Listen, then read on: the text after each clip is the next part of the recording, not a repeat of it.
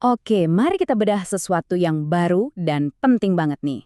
Ada sebuah panduan resmi yang baru dirilis yang sepertinya bakal mengubah wajah pendidikan di Indonesia. Namanya Panduan Pembelajaran STEM. Dan ini bukan cuma buat anak SMA atau kuliah loh. Panduan ini dirancang untuk semua guru, dari level PAUD sampai SMA. Tujuannya apa sih? Jelas, buat bawa pendekatan yang lebih segar dan relevan ke dalam kelas. Coba deh kita lihat kutipan dari kata pengantarnya aja. Udah kerasa banget kan urgensinya? Di dunia yang perubahannya cepet banget kayak sekarang, cara-cara berpikir yang lama tuh udah nggak cukup lagi. Kita butuh sesuatu yang baru. Nah, pertanyaannya, kenapa harus STEM? Kenapa ini jadi penting banget sekarang? Simpelnya, panduan ini ngelihat STEM sebagai jawaban langsung atas tuntutan dunia modern kita. Nah, ini dia intinya. Pembelajaran STEM itu dirancang secara spesifik untuk mengasah keterampilan-keterampilan ini. Tujuannya, ya untuk mempersiapkan siswa menghadapi berbagai tantangan, bahkan tantangan yang hari ini kita belum bisa bayangin sama sekali.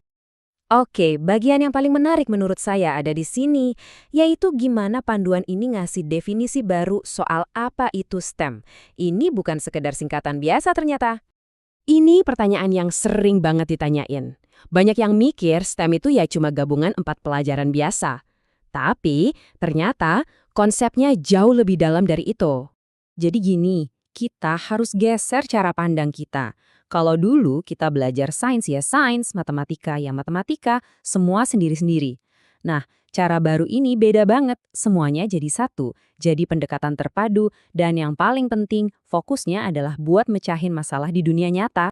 Panduan ini ngegasin banget kalau STEM itu adalah sebuah proses. Proses yang utuh, di mana semua bidang ilmunya itu kerja bareng, buat cari solusi dari masalah yang otentik, masalah yang beneran ada. Nah, gambar ini ngejelasinnya enak banget. Jadi, sains itu bantu kita ngerti kenapa sebuah masalah terjadi. Terus, engineering ngasih kita kerangka gimana caranya ngerancang solusinya. Teknologi nyediain alat-alat yang kita butuhin, dan matematika jadi bahasa universalnya buat nganalisis dan ngukur semuanya. Keren kan cara kerjanya? Oke, idenya keren banget.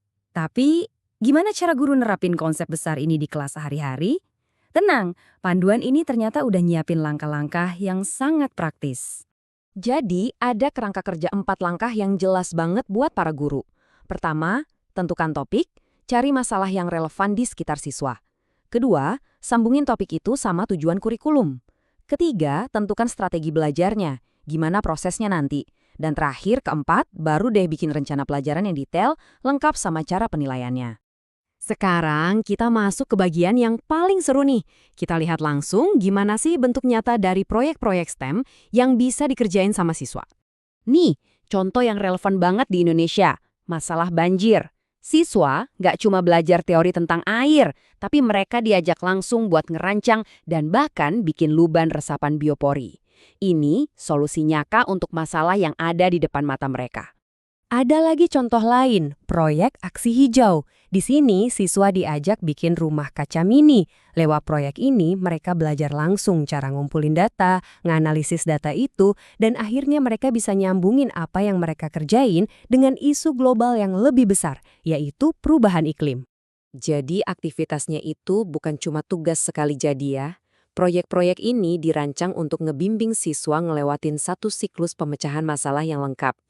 Mulai dari identifikasi masalah, riset, bikin prototipe, ngumpulin data, sampai akhirnya mereka harus presentasiin hasil temuan mereka.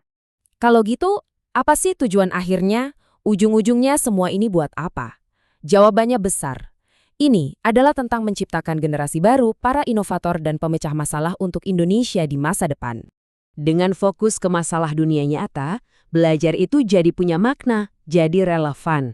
Inilah yang memberdayakan siswa, karena mereka bisa lihat langsung dampak dan kegunaan dari ilmu yang mereka pelajari di sekolah. Pada akhirnya ya, panduan ini tuh lebih dari sekedar buku manual teknis mengajar. Ini adalah sebuah visi. Sebuah visi di mana siswa kita nanti bukan cuma jadi penghafal fakta, tapi mereka adalah arsitek aktif yang ikut membangun dunia yang lebih baik. Dan ini ninggalin kita semua dengan satu pertanyaan besar yang harus kita renungkan. Gimana cara kita menginspirasi generasi penerus? Panduan ini seolah-olah ngasih petunjuk bahwa jawabannya ada pada pendekatan pembelajaran yang memberdayakan seperti ini.